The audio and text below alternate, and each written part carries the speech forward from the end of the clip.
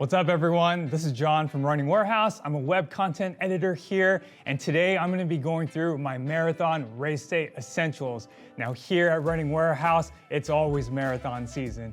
As for me, I'm trying to qualify and run the Boston Marathon someday soon.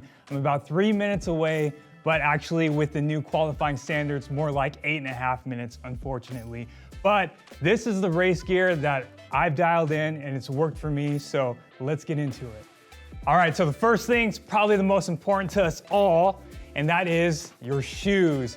For me, it's the Saucony Endorphin Elite. Now, there are so many great racing options out there. It really comes down to personal preference. In terms of the Elite, for me, I have a wider foot, so I like a wider base and a little more volume in the toe box, and the upper of the Endorphin Elite just really seals the deal.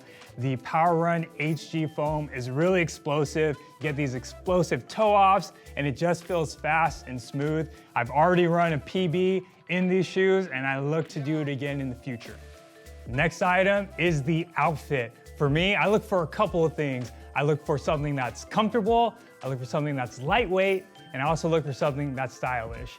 And for me, the Singlets by Saysky with a combat material really does the job.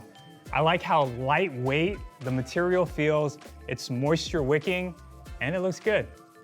So I like my outfit to match each other, but I don't want my brands to conflict with the shoes on my feet. So that's why I go Saysky, and I keep it consistent with the Saysky Combat Half Tights. I go half tights because I try and eliminate chafing as much as possible.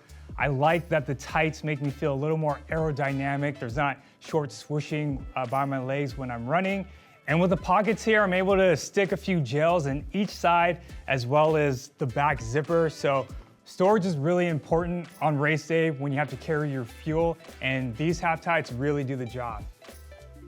And to complete the kit, I gotta go with some racing briefs that are Saysky Combat as well for consistency.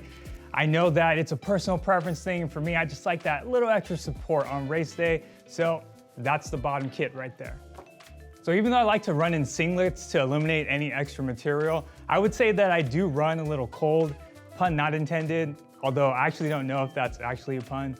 But anyway, I like to run with arm warmers. These are convenient because you're able to keep these on at the starting line when it's a little chilly, and you get to keep them on and take them off whenever you feel like your body's just done with it. And I like to have them on pretty much for the first hour or so during a marathon. And then when I'm too hot, I'll just take them off, fold them up, and I'll stuff them in the pockets of my tights, or if I still have gels in there, I'll just tuck them in my waistband. So they're really easy to keep with me, and it's convenient to store when I don't want them anymore. And definitely don't overlook the socks. People, you gotta have performance socks when you're racing 3+ hours. Your feet gotta stay comfortable, gotta stay dry, they gotta stay breathable. For me, I go with the Feetures ultralight socks. I like how they feel very minimal cushion, keeps my feet feeling nice and comfortable for the whole race. Now, for sun protection on the course, gotta have some shades. I go with the goodr OGs. You're talking about nice looking sunglasses. The non-slip frames are for real. Polarized lenses, all for 25 bucks. Come on, you can't beat that. Probably the most important accessory for runners out there, it's gonna be your running watch. Now you might be thinking, hey John, you've already got a watch on, and that is true. I'm a double watch guy when it comes to running marathons. I like to keep the Apple Watch for music as well as my phone because I don't like to run with my phone. And I've got the Coros Pace 2 as my dedicated running watch. Haven't upgraded to the 3 yet, but the Pace 2 has everything that I need. Obviously, it keeps the data that all of us runners love to have on board. And when I'm running, the screen is big enough for me to see all the metrics and the multiple screens that I need to see in order to make sure that I'm staying on pace. So the Coros Pace 2 is definitely a must-have. As anyone who's run a marathon before knows, fueling and hydration is so critical to avoid hitting that wall because the wall is real. And in order to break through it, gotta make sure you dial in your fueling and your hydration plan. For me, it starts with my handheld carrying water bottle. I don't like to bob and weave through traffic at the aid stations to get a couple sips of water, so I like to have one in my hand.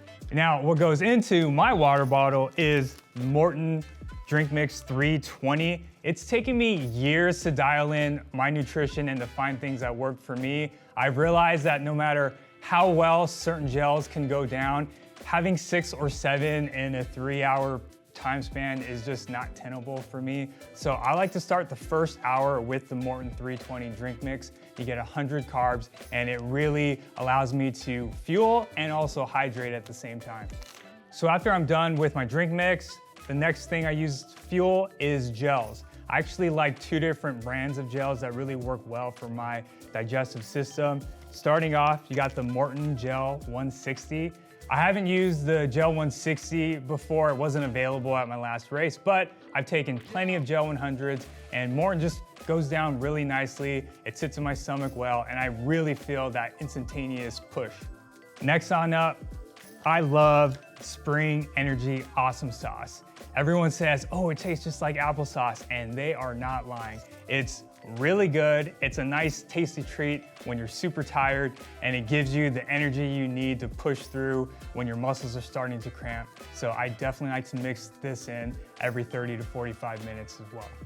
So we talked about shoes, your outfit, accessories, fuel and hydration. What could possibly be left, right? Well, it is the unsung heroes of marathon racing, and that is the anti-chafing kit. You do not want to be halfway through the race realizing you made a huge mistake by not protecting your body. So for me, I start off with nipple covers.